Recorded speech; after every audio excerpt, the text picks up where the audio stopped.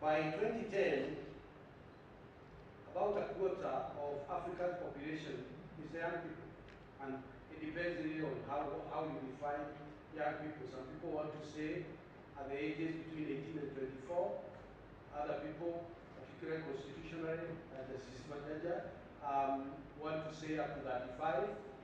It really depends, but the bottom line is that that is a group that is not only increasing, but becoming a major force to reckon with in this continent. We estimate that by 2050, Africa will have about 400 million young people. And you can go on and talk about what that implies. Whereas in the Western world, they are talking about the aging population. In Africa, we are talking about the youth batch. And we need to position ourselves as a continent to be able to take up some of the jobs and responsibilities that we see that aging population leaving behind.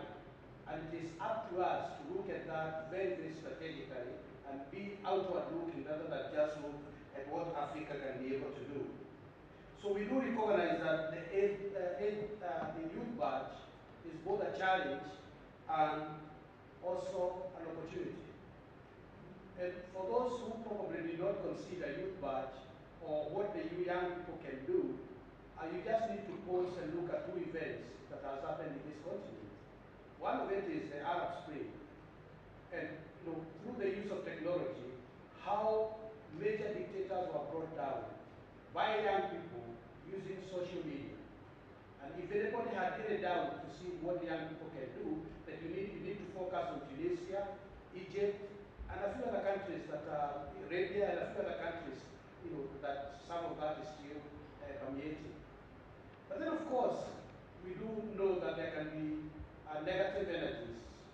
And a case in mind is what happened to Kenya in 2008, 2007, 2008.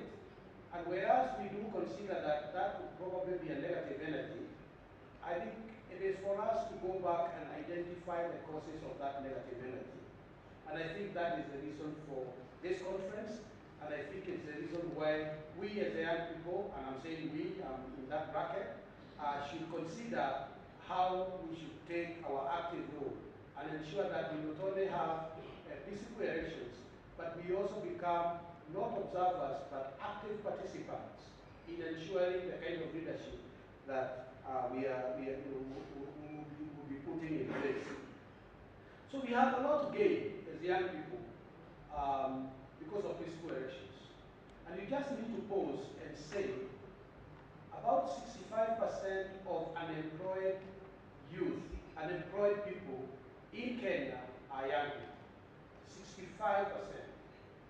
So 2 out of every 3 unemployed people are young people. And therefore, if we want to play an active role, we have to ensure that the economic foundation of this country and the countries in the region are not disrupted. Because if they are, then we'll be talking about more than 65% of us not participating actively into the economies. So we have a lot at stake, we as a young people. But at the same time, we do recognize that we as a young people do not have tribal inclinations. If you talk about inter-ethnic marriages, it is coming from the young people more than people like us or more than people like Professor Kimani Joe. And you can see the kind of disruption that came in during the post-election violence because 2 people have disagreed because of power, and that permeates into your family. And we do know of families that were living in Eldoret and were separated because of those differences. The culprits are young people. It's you. It's not those people that we are talking about. So we have a lot at stake. But much more important, I want to pause and say, last week, I don't know how many of you read The Nation and The Star last week. And Kenya has done, if I'm right, 10 elections, because next year we'll be celebrating our 50 years. So on average, if you do one election every 5 years, there will be 10. So we'll be doing the 11th one. And what we need to consider as young people is that if you do the same thing the same way, do not expect different results. Last week, there were 2 incidences that made me very worried and say we are probably going to expect the same results unless young people start to say no. We saw instances here in Kiambu where politicians were fighting because of opening of an office. I don't know whether you saw that. You know, they were opening an office. You wonder, in this time and age of ICT, why do you require a physical office? But nevertheless, they were opening an office, and the young people were used to throw stones to those politicians. The politicians use young people to do that. That is what we have done in the last 50 years, and if we don't change it, we should expect the same results. The question is, where should we as young people be utilized by the same people who misuse us, and after that, they go back and reclaim what they have lost because they have bribed, they have spent their money, so they go in order to capture what they have lost. 2, almost towards the end of the week, there was a military recruitment in parts of Kiambu again, in Muru, Rari, and Kikuyu. What we saw was that the majority of young people who are going for military recruitment in that region were coming in drunk.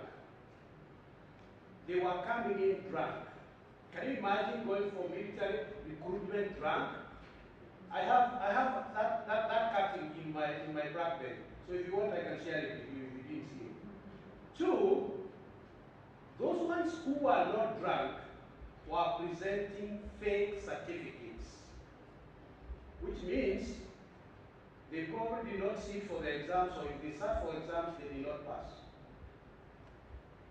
As if that is not enough, they were presenting fake birth certificates. Surely you are born.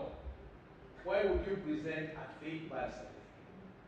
The last one, which was worrying, is that half of the women who went for that military recruitment were all adults. They did not reach the minimum wage. If you think I'm right, just go back to the nation of, I think it must have been that. Now for me, it made me very, very worried because I say we are not running, and unless we make sure that we are not going to be used by politicians to fight each other, unless we make sure that we present ourselves with integrity, then a lot is going to be at stake. So I want to urge you as young people to do 2 things. One, you become ambassadors of peace in this country, because if hell breaks loose, we the young people, you the young people, will be the main losers. And 2, let us make sure that you bring in leaders who are young. I think we are tired of seeing the old faces.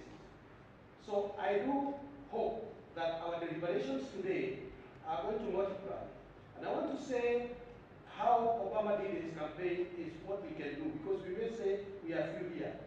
But if you live here and you go talk to 5 people and spread that gospel and ask those 5 people to go talk to 5 people, I can tell you this country is going to be peaceful.